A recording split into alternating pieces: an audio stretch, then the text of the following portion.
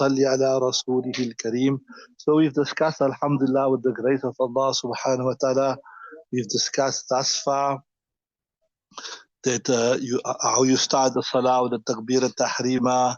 Then we discussed you recite the sana, then you recite the ta'awudh, you recite the basmallah, which are all sunnat masnoon. It is not the fardh of salah. Then we discussed what is the wajib, to recite Surah Fatiha, and then we discussed to recite a short surah, or three of the shortest verses, or one long verse. These are the wajibat of the salat.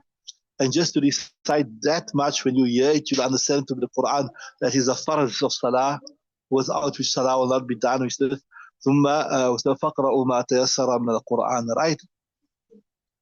So now, after you finished your qiraat, so to say, now what you're going to do next? You're going to proceed to ruku. So we said this. We mentioned this, that according to us, you will, what we call this the takbir that you make going between the postures. This is called takbir intiqali. What is it called? Like when you go from qiyam to ruku, from ruku back up, this is called takbir intiqali.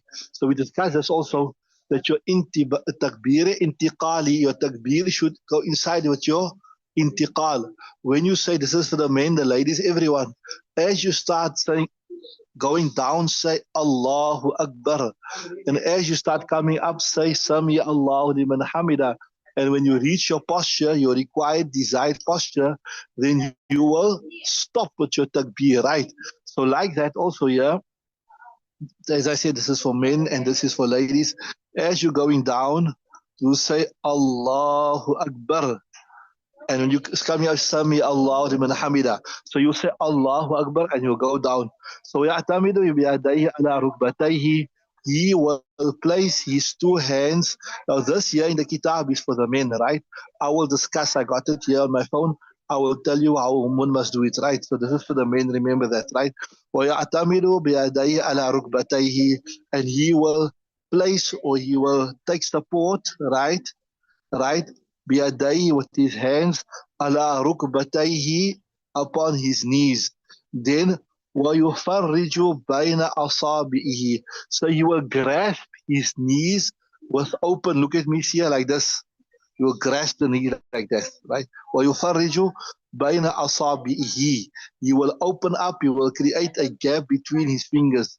Again, I repeat, this is for the men. I will discuss the women one when we finish, right?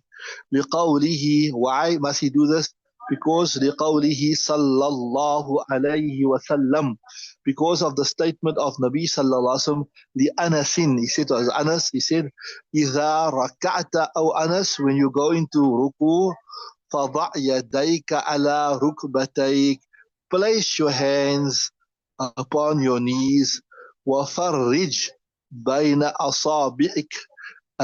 And create a gap between your fingers, right? There's a proof. So وَلَا يَنْدُبُ التَّفْرِيجُ إِلَّا فِي هَذِهِ الْحَالَةِ. Now I'll explain you something. That to purposefully create a gap between your fingers, it is not mustahab in the salah except in this position for the men. In other words, there's no other position in salah where you must create a gap. You must purposefully separate your fingers. You understood that? Right? You understood that? Is it clear? وَلَا يَنْدُبُ التَّفْرِيجُ. Tafrij means to open, to create a gap. So creating a gap is not mustahab إِلَّا فِي هَذِهِ الْحَالَةِ, except in this position when you are in ruku. Why? So this is the remember, as per Sahib Hidayah's his method. First he mentioned a dalil naqli, then he mentioned a dalil aqli. So the dalil naqli is there's a clear hadith who say, whereas Anas, when Nabi sallallahu alayhi wasallam said to Hazrat Anas radiyallahu ta'ala anhu, to create a gap. What is the aqli dalil? The aqli dalil is the logical. لِيَكُونَ أَمْكَنَ مِنَ akhzi, so you will be more capable of grasping. So if you look at it like this, to grasp is not so, your knees normally big. So like this, if you got your fingers together to grasp it is not, but when you can open, you can grasp it nicely. So he's saying when you've separated between your fingers, it is easier to grasp. So it is yakuna amkan. So amkan means you will have more power to akhzi or to grab it, right? Then it says wala ila dhammi illa fi halati sujudi. So here he's explaining another masla here. Wala, so it is wala yandubu, right? Al dhammu, there's a full ibarat. Illa fi halati, and then to purposefully bring your fingers together. This is not mustahab except in what? In sajda. So remember that nicely. In all other conditions, you will leave your fingers on its natural position. You understood that? Naturally. Yes, in ruku, you will purposefully separate between your fingers, right? Right? Again, I repeat, this is for the men. I'm going to explain the women's one just now. And in sajda, you will also purposefully close your fingers to ensure that your fingers are facing the Qibla. Are you with me? Right. وَلَا إِلَى الضَّمِّ إِلَّا فِي. So, right. So besides ruku and sajda, in all other positions, the fingers will be left in its natural position. Right. Right. See there, وَفِيمَا وَرَاءَ ذَلِكَ. In besides this, right, يُتْرَكُ عَلَى الْعَادَةِ. You leave it naturally. So we're speaking about tashahud, etc., etc., right? وَفِيمَا وَرَاءَ ذَلِكَ يُتْرَكُ عَلَى الْعَادَةِ. Right. Then وَيَبْسُطُ ظَهْرَهُ. يَبْسُطُ ظَهْرَهُ basically means, if you translate it literally, he will spread out his back. But what this means is he'll try to straighten his back. In other words, his head and his back will be in a straight line. His head and his back will be in a straight line. That's what it means, right? وَيَبْسُطُ ظَهْرَهُ. Why? لأن النبي صلى الله عليه وسلم, because Nabi صلى الله عليه وسلم كان إذا ركع, when he used to make ruku, right, بسط ظهره, he would spread out his back, ولا يرفع رأسه, so he wouldn't raise his head. So he does, look here, look at me, your back is straight and then your head is up. No. ولا يرفع رأسه ولا ينكسه, and neither would he lower it, right? So in other words, from the head right through to the back, right where your back bends, you have a straight line there, right? So why? Because لأن النبي صلى الله عليه وسلم كان إذا ركع, when Rasulullah صلى الله عليه وسلم used to make ruku, right? كان إذا ركع لا يصوب رأسه, right? He would not raise it, ولا يقنته, and neither would he lower it, right?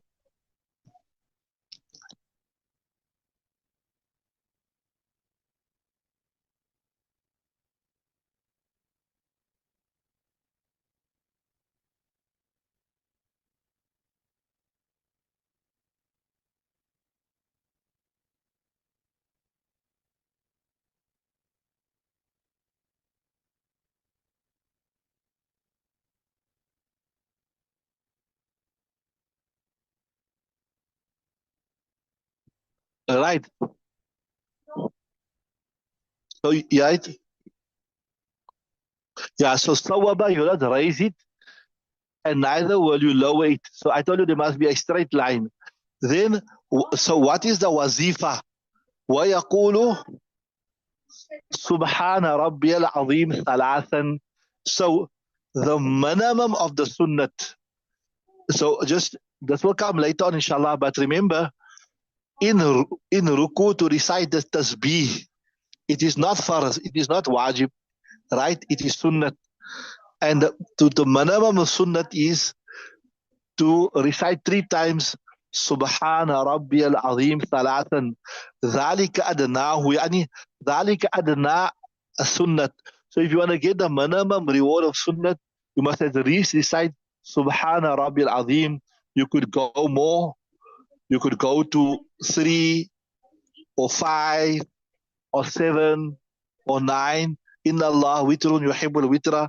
Allah Ta'ala is odd, He's one, He loves So just here, if you are an imam, then you shouldn't go more than 3 or 5, because then you don't want to inconvenience people. But yes, if you're reading namaz on your own, you're reading your sunnahs, or like the ladies that are reading salat by their house, there's no restriction. MashaAllah, inshallah, they can go, they can carry on. They can make 5, they can make 7, they can make 9, right? But as I said, if you are imam, then sallu salata adhafikum. Read the salah of the weakest person. What does it mean, read the salah of the weakest person? Read the salah which the weakest person can manage it, right? So if you want to get the reward of the sunnah, then the minimum of the sunnah is 3. Now, it is not faraz or wajib to recite this. If a person went into, this will come later on, but I'm just preempting here. If a person went into ruku and his body came to a complete standstill and he recited no tasbih at all, you'll say his ruku is done. There's no sajdahu. But if you want to get the reward of the sunnat, then the minimum is 3. And if you make more than that, obviously you get more reward. So when you are reading your own sunnats or you're making your tahajjud namaz at night, please try to go right time to toilet, right?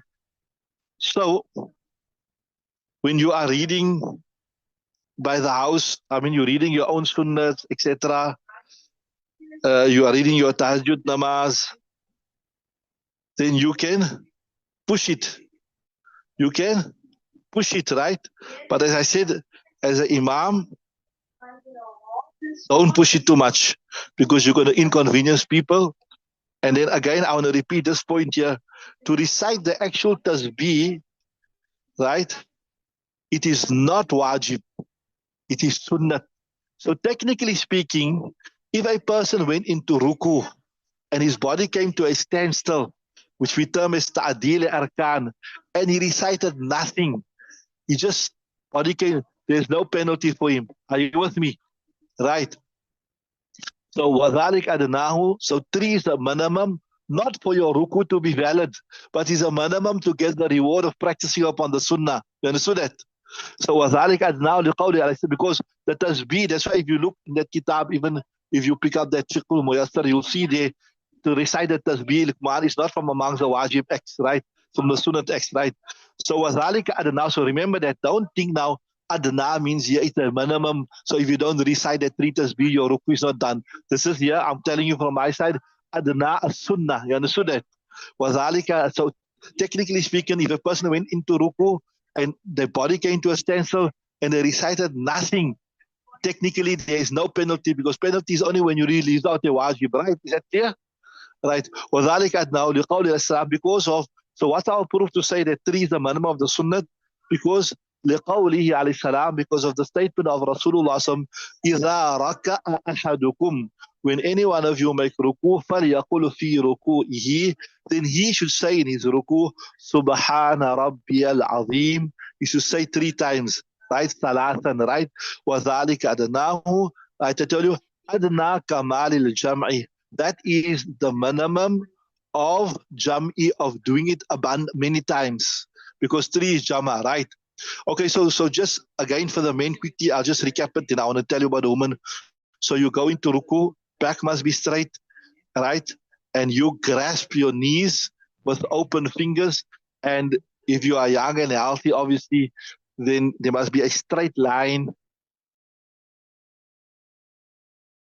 the top of your head right through till your backbone. This bone here at the back, at the base of your back, where your buttock starts, is called in Arabic azabatu zambi, right? So till there must be a straight line, right? So that was for the men. Then I told you that according to us, the salah of a woman is different, right?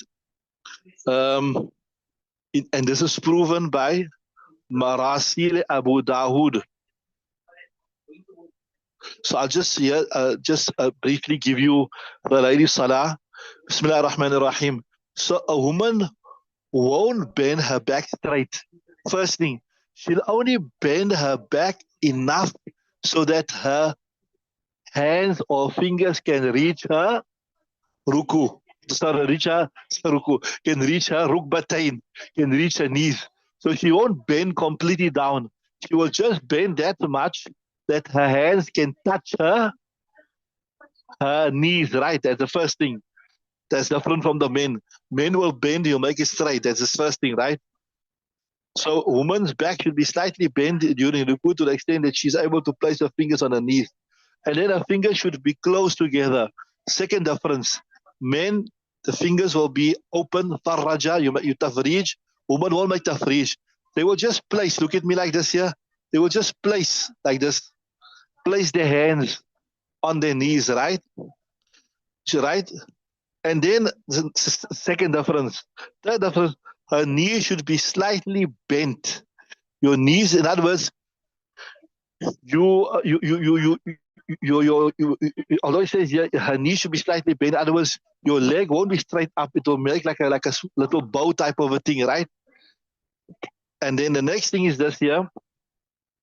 Her knee should be slightly bent. Her elbow should be placed close to her sides. So when she's putting her hands on her knees, her elbow should be close to her body, right?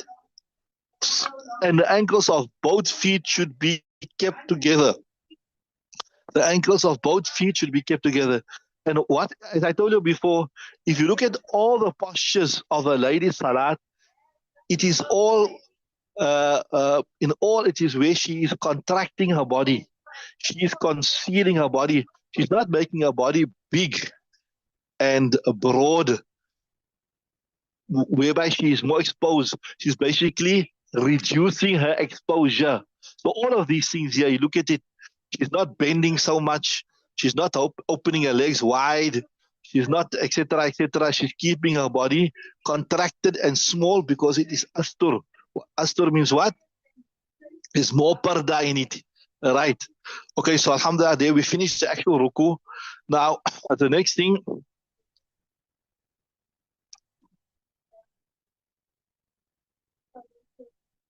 The next thing is now coming up. We're going to discuss coming up from the ruku. Read from the Bismillah.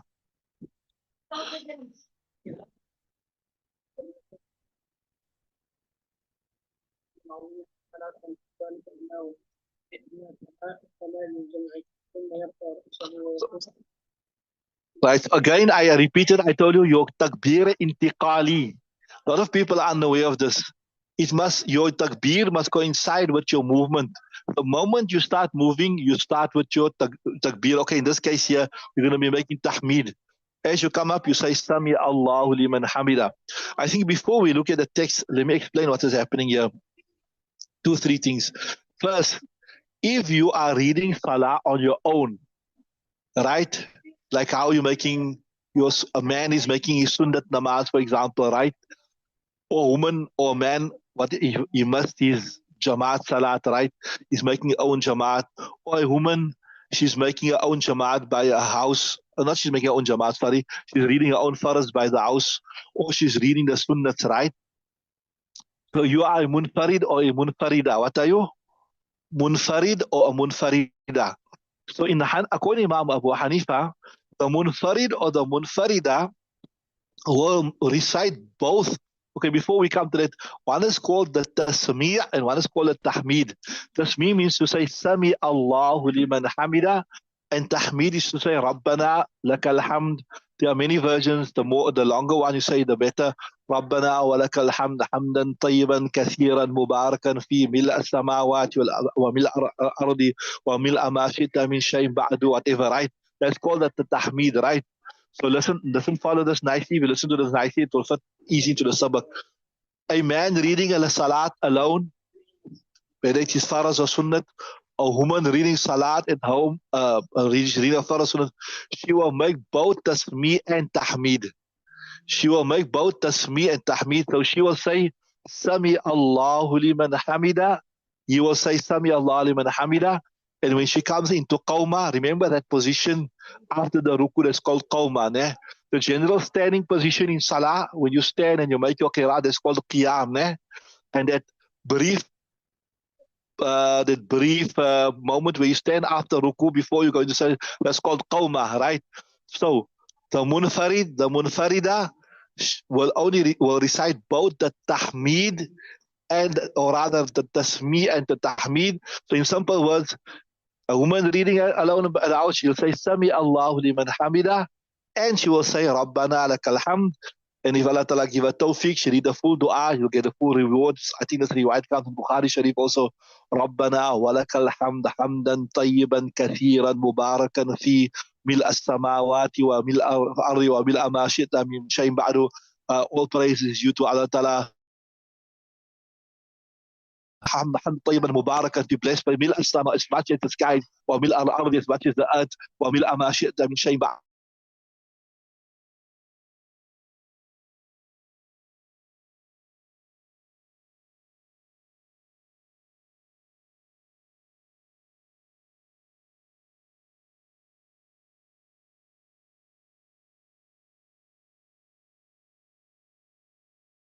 Imam, right? They make it short and sweet. They make it as long as you want to. But unfortunately, it's long with Salah. But it's supposed to be the other way around. When you're reading with other people, make it as brief. And obviously, don't compromise on the Sunnah. Don't compromise on the Sunnah. Read the Sunnah Qiraat, read the Sunnah amount of tasbihs, etc. But make it easy for the people, right? Don't make it difficult for them. Right. So now you got it. If you are munfarid, you make tasbih and tahmid.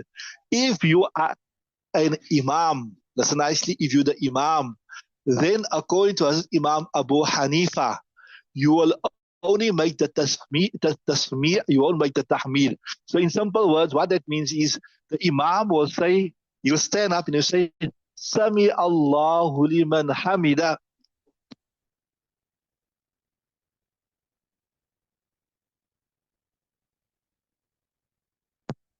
Right. So if you're the imam, according to Imam Abu Hanifa, you will only say Sami Allahu liman hamida. And then you come up, you pause a moment, and then you go down. You understood that? So, Kuman, you got it? If you're the Imam, according to Hanifa, you'll only say Sami Allahu liman hamida. You'll pause for a brief moment, and you will go down. You won't say Rabbana walakal hamd, etc., etc. Right? What Imam As-Sahibain say, the two students of Imam Hanifa, they say, no, the Imam will make tasmi and he will make tahmid. Right, got it. And if you are the muqtadi, then, so this also applies to the ladies, if ever they are making jamaat, maybe Abi missed salat in the masjid, so you also make jamaat with you. So you must remember that also, that if the men folk missed jamaat, they shouldn't just read salat alone at home. They should call the family and should make jamaat with them, inshallah. You won't get the full reward, but at least it is closer to the original, right? So you make jamaat. So yeah, according to Abu Hanifa also, listen nicely, that the muqtadi or the muqtadiya, whether it's a male or female, whatever, whether the lady is reading salat behind her husband, or maybe she was in the haram, or whatever. Now what she will do, she will, the muqtadi and the muqtadiya will only make tahmid. They won't make what? Tasmiyah. So the Imam says, Sami Allahu liman hamida, and in reply, the muqtadi say, Rabbana lakal hamd. The muqtadi or the muqtadiya, whatever, will not recite the tasmiyah as well. So see there, look there. ثُمَّ يَرْفَعُ رَأْسَهُ. Then now he will raise his head, right? Yani who will raise his head? Who will raise his head?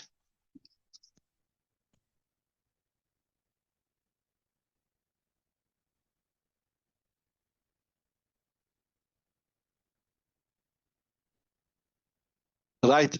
So again, I tell you, ثُمَّ يَرْفَعُ رَأْسَهُ, that let your takbir coincide with your movement. Let your takbir coincide with your movement. Don't make it short. So, but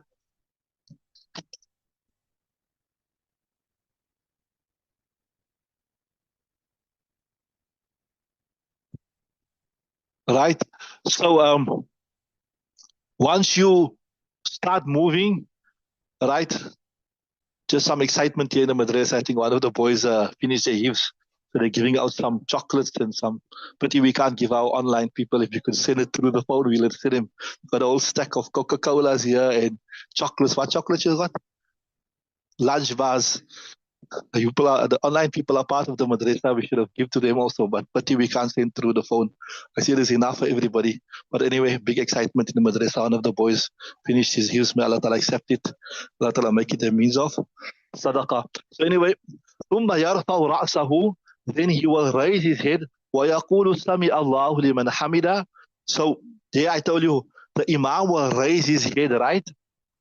And he will say Sami Allah liman hamida, wa yaqulu al-mu'tammu, and then the muqtadi will say Rabbana lakal hamd. See, I told you the three Imam Abu Hanifa's opinion, right? That the imam will say Sami Allah liman hamida, and the muqtadi will reply with Rabbana lakal hamd, right? Okay, let's stop. The time is up, inshallah. So we will continue with that. But whatever I explained you now, it is coming in the forthcoming ibadah. So if you understood that, then inshallah, the next few ibadat will be very, very easy. Allah Ta'ala accept, put it on our good scales, and Allah Ta'ala make it a means for the shifa of all those who are ill. Subhanallah bihamdihi, subhanakallah bihamdik, nashhadu an la ilaha illa anta nastaghfiruka wa natubu ilayk.